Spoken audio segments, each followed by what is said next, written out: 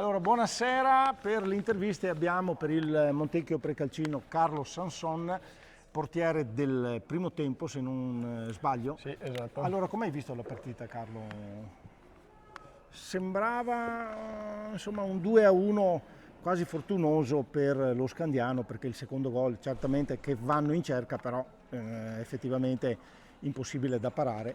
Però un 2-1 del primo tempo non sembrava malaccio, per così dire. Sì, sì, esatto. Non pensavo a un recupero così, non facile, ma è anche, come si può dire, Così esagerato da parte loro? sì, sì, Anche perché ci esatto. avete messo una grinta, una determinazione impressionante, soprattutto nel secondo tempo. Qualche disattenzione, a mio parere, però Sì, c'è stata qualche disattenzione in difesa, abbiamo mollato un po' di testa e loro sono riusciti a stare vuoi dire più in partita di fortunosa? noi, diciamo.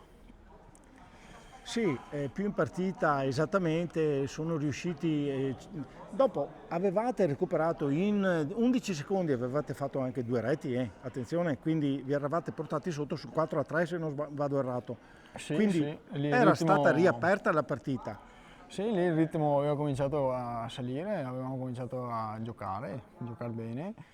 E poi purtroppo ci sono stati il gol, il gol dopo quello che abbiamo fatto noi è un altro e loro hanno preso coraggio e noi ci siamo un Avete po'. accusato il colpo. Sì, Va bene, dai, in bocca al lupo per le prossime gare, c'è sempre un'occasione per un atleta, sempre una partita successiva.